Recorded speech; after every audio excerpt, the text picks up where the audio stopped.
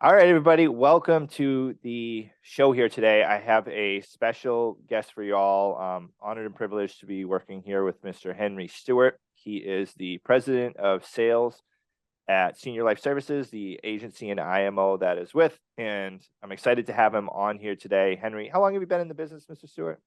I've been in the business a little over 15 years, and I've been with SLS for 11 of those years. Okay, so needless to say, he's a veteran. He's seen all types of changes in the industry. He's overcome those changes. He overcame a change in COVID when they went strictly from working face to face to pretty much transitioning his entire division to selling over the phone and the whole agency to over the phone. So he knows a few things about the business.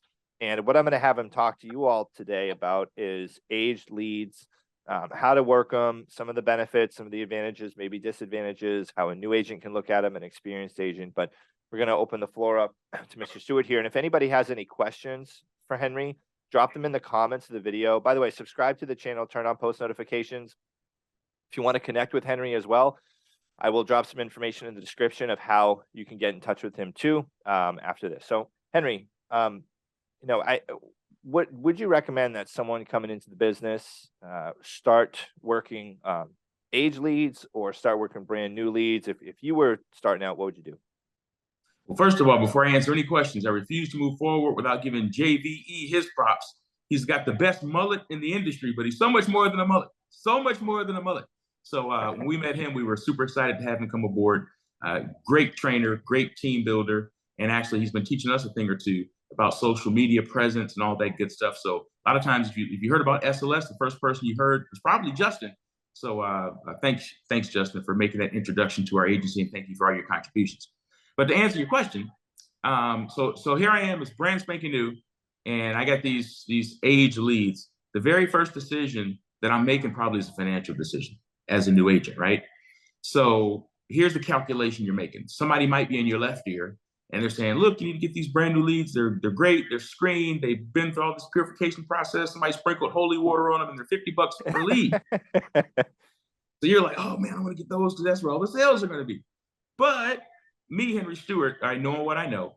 If somebody said you got $100, do you want two great, pristine leads, never been touched by human hands? Or they say, I give you leads for $2 a lead, and you can get 50 of them, the volume. Always take the volume. This business is hard because people are marketing stuff to us, and you never know when you're being Jedi mind tricked. So just keeping it real with you, is a brand spanking new lead, does it have advantages to an age lead? Sure. If that wasn't the case, leads wouldn't be so important, wouldn't be the holy grail of the industry. However, if I'm brand spanking new, I don't care how good that lead is. You only get 2 shots. So let's say they both answer the phone, and let's say they both are potential buyers, but you don't know what you're doing. So now it's like those opportunities have gone, even if they could have been sales. Better to give yourself more bites at the apple. So from brand new, give me the 50, all right? And then let 10 of them hang up on me, let 10 of them curse me out, let 10 of them be wrong telephone numbers, let 10 of them be opportunities, but at least I'm going to get 10 conversations out of that, which is 10 sales opportunities and 10 referral gathering opportunities. So if I'm brand spanking new, don't know what I'm doing, definitely don't put all my eggs into that one basket of new leads. Give yourself more opportunities and take that pressure off of yourself. Because if you only have enough money to buy, quote unquote, 5 good leads, here's one thing you can't control. You can't control whether or not that person answers the phone if you're calling them. You can't control whether or not that person answers the door. Even if you go to their house, the car is there, the door is open, the TV's running, you're looking at the person, you still can't make them come to the door. So it's always about whatever's going to give you the maximum amount of opportunities and take that pressure off yourself. Because think about it. If you put all your money into 5 leads, and even if you got into that house, right? Now your mortgage, your car note, your whole life is riding on whether or not you make the sale. It's probably going to be some desperation. Your client's probably going to sense that desperation. It's probably going to work against you. Give yourself some margin for error. If I bought a bunch of age leads and I have a bunch of interactions, I mess up a few, misquote somebody, come up with the wrong product, forget one of my best sales closes that I practiced all night long, I'm not feeling like, oh my God, if I don't get the sale, my life is over. You got 9 of the shots. Does that make sense? So volume. I know I'm ranting here, but these are the advantages of volume as a brand new agent. That makes sense. And you brought up a good point where a lot of times people start somewhere and they're being pushed to buy the brand new lead. But you gotta realize too that someone may be profiting off of that lead. So you never know. Now, would an approach be a little different as if someone's working in the field to working on the phone? Would you recommend kind of any differences there and how they contact the lead in the initial contact? Any differences you'd recommend? Yeah, I mean, there's different. So I've done both, right? I've worked face to face, and there's advantages and disadvantages to both. So again, is a new lead better than an age lead? I mean, there's some. It's new, right? The advantage is that it's new. Nobody's talked to this person in theory. In theory, because think about it. If somebody is 70, 80 years old, have they really never had a conversation about insurance ever in their life?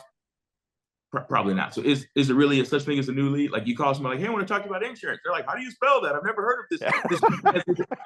So does a new lead even really exist? Right? We're just going to keep it real. But what you have is a person who's maybe more recently interested, right? So keeping that in mind as a concept, understanding that somebody's heard about insurance in their 20s, 30s, 40s, 50s, 60s, 70s, 80s, and 90s. They've heard about it. They know what it is. They know how it works. The only thing that's happening is something has changed in their life. They've gotten older, doctor visit, somebody died recently, some event took place on TV that made them go, of course I know what life insurance is, but right now, for this week, I'm a little more interested in it than I was last week, last month, or last year, right? So this, just to put it in context, a new lead today's new lead is yesterday's age lead. And tomorrow's age lead is today's new lead, because death, the older we get, death is always on our mind. So there's really no such thing as well, this person was interested 3 months ago. Now they're never going to be interested again, right? So if I'm working face to face, right, and I knock on this person's door and I'm like, hey, how you doing? My name is Henry Stewart. I'm so sorry it took us long to get in touch with you, but you had some interest. You had some interest in protecting your family. So the God forbid if something happens to you, they're not in a bad situation. And it's taken me so long to get here. You probably took care of that already. But I wanted to follow up and kind of see how things are going. And at that point, only good things can happen, Justin. Either they're going to say, well, I didn't take care of it. And then you simply say, okay, well, when you were looking for it, what were you interested in? And they're going to confess, well, I wanted this, I wanted that. Or they're going to say, I did take care of it. And now you got an opportunity for a policy review. Oh, that is terrific, Mr. Justin, because I was so concerned that you were sitting around here with nothing. So you do have some insurance. Yes. Okay, great. How long have you had it? Had it for about 6 months right now. What made you pick them? What did you like about it? I know the whole world was trying to get you to buy some life insurance. What did you like about the one you picked? Well, they did ABC, XYZ. You remember the name of them? Are they like State Farm, Allstate, or somebody else? No, it's somebody called, yada, yada, yada. Awesome. And did you qualify for the lowest prices in your county? Well, I don't know. Well, listen, let me do something called a policy review. See, either way you win. If they didn't buy, you win. If they did buy, you win. And that's kind of face-to-face interaction. Cool. Phone is very similar.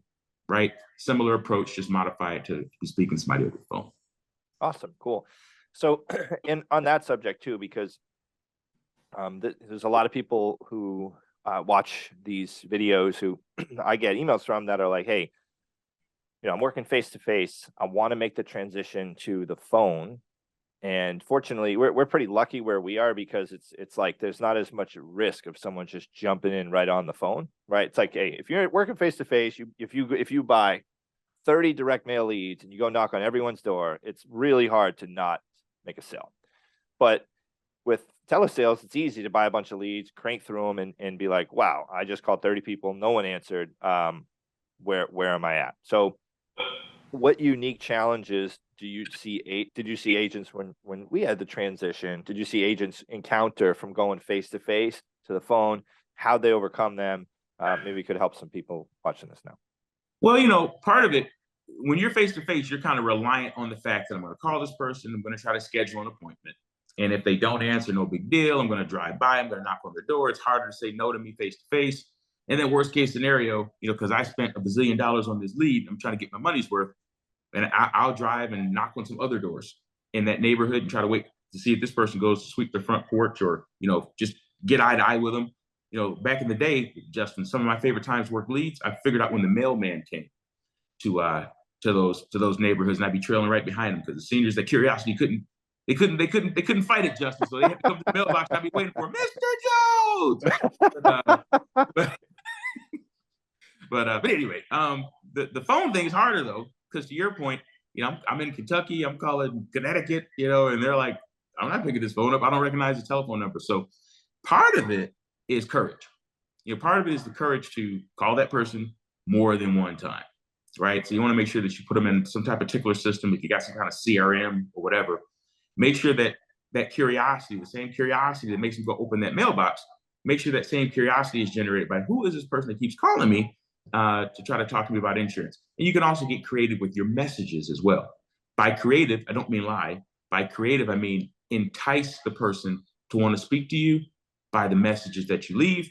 And if you have a CRM that's switching the telephone number every time you call anyway, that takes the fear away. What if they recognize the number? They're not going to recognize numbers. It's going to be another number when they call anyway. So why have a fear of leaving voicemails? So my point is, if you, and this is something I get on my agents about all the time because they don't pay for their leads. So they don't always work them maybe the way that they should, because like I press the button and hey, if that lead's not there, another one's coming.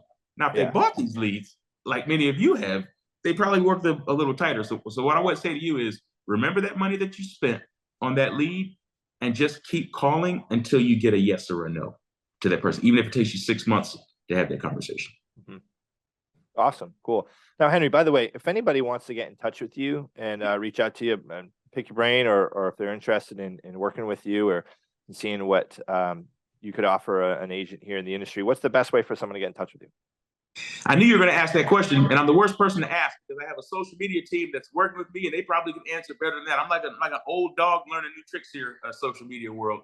So back in the day, I would have said, just text me, but that's probably the wrong answer. So I think Oh, that's fine. You can have someone do that or email you or go to click a link or something, whatever. Well, Justin, do you know any of my social media handles? I think I'm Hank Stewart. Yeah, SLS Hank Stewart. So this is what I'll do, guys. What I'll do in the description of the video, I'll drop a few of Henry's social media handles and some links you can click on.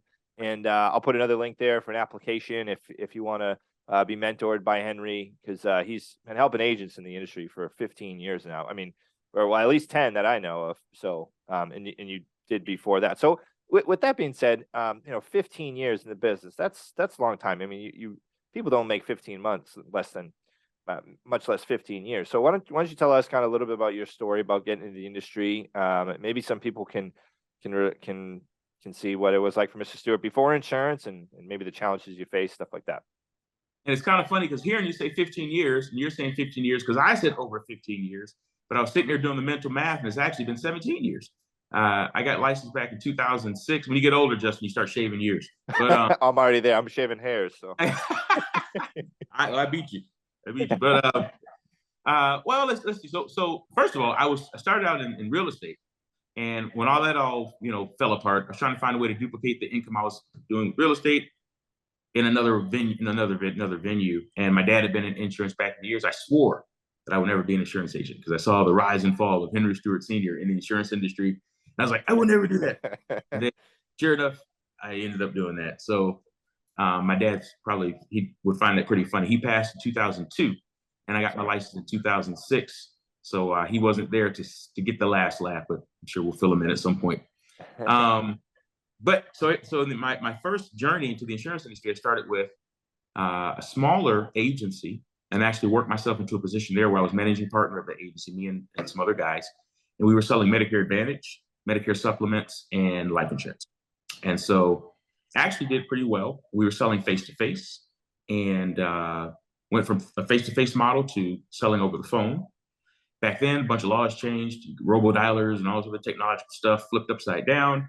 And there was some internal changes with the agency as well. So I ended up deciding it was time to go another direction. Found SLS.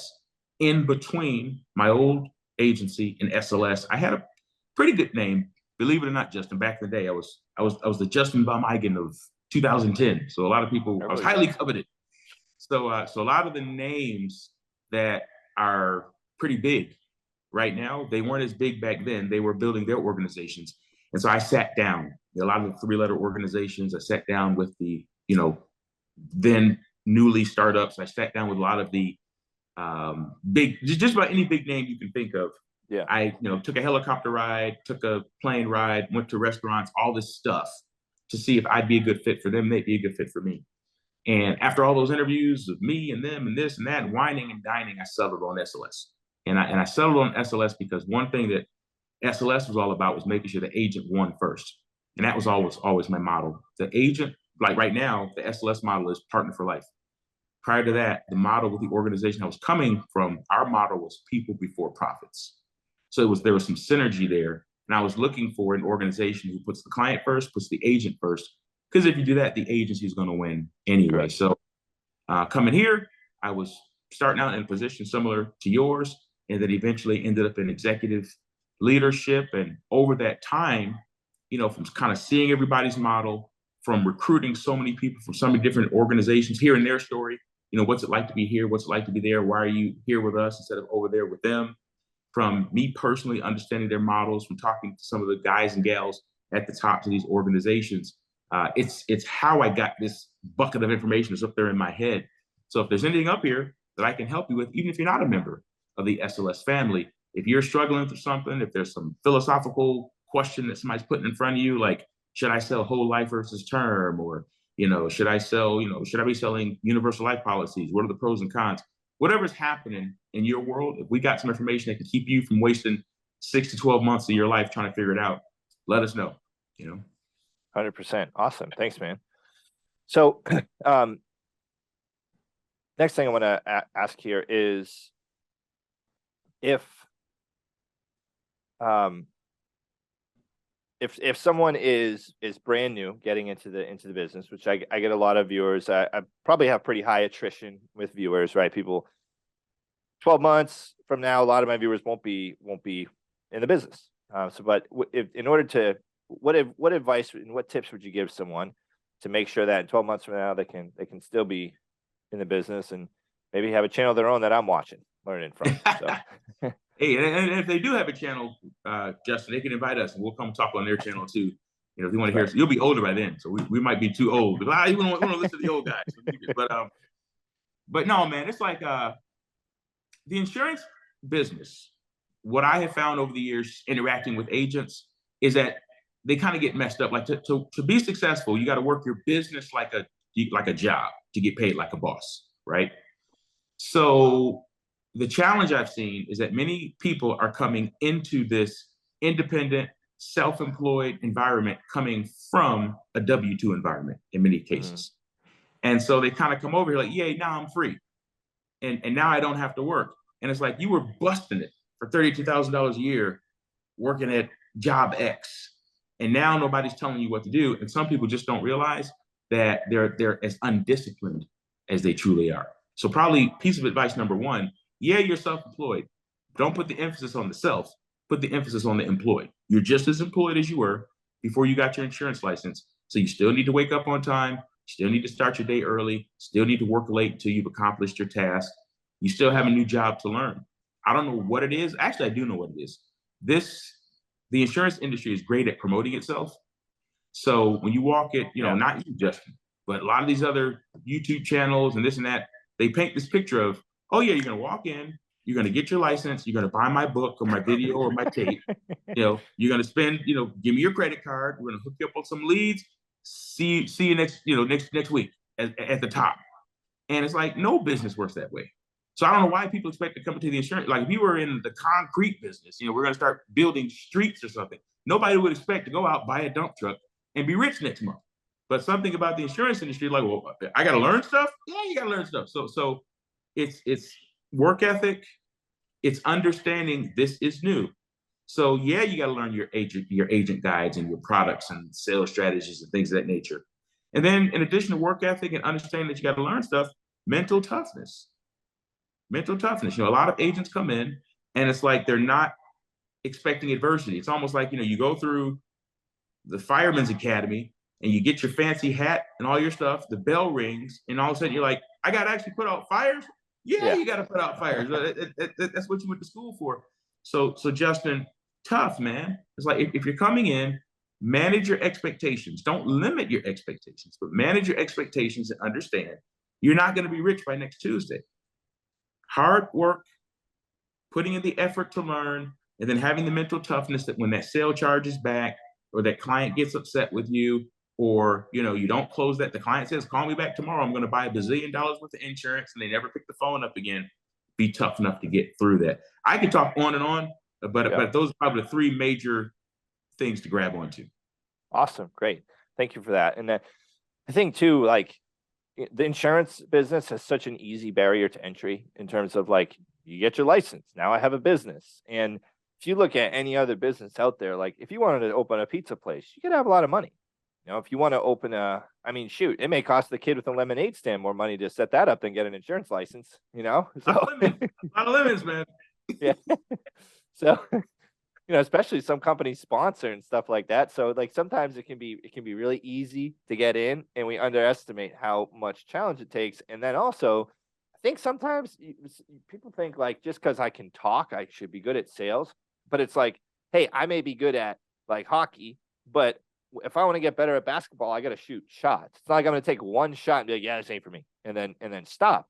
So I think people get into sales and they think just because they can talk, that like, but you have to learn how to talk and like learn these different things and practice and work ethic. And we have a whole system here that's there to help people establish the right structure and the right components that they can be successful in this business. So Henry, you say something real quick. You hit the nail on the head, because what if you and I wanted to open a McDonald's right now? It takes $1.5 to $2 million to open up a McDonald's. Now the advantage is you got this system laid out for you. The area has been selected, and there's a 99.99% chance you're going to make a bunch of money running at McDonald's. But if it costs you $500 to get into the insurance industry, that barrier of entry that you're talking about, then you better be willing to put up $2 million worth of effort. Yeah. Like both owners of both franchises, they both are going to have to put in $2 million. Somebody's putting in $2 million of actual equity. The other guy's putting in $2 million of sweat equity. But you better get ready to wrap your mind around some serious work ethic. But the beauty of it is that it's the great equalizer. You might not have $2 million for me, right? But you got $2 million worth of sweat. So if they come in and they're willing to work, going to be. I didn't mean to cut you off, but you just. No, you're cool.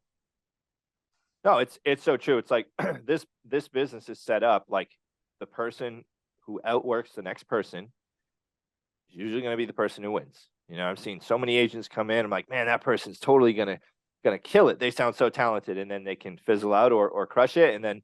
The person who I'm like, yeah, I don't know about this person, but they seem, they said they're committed. I'll give them a shot. And then next thing you know, they're just like climbing up the ladder. They show up to every training, camera on, ready to go, just like, excited and motivated. So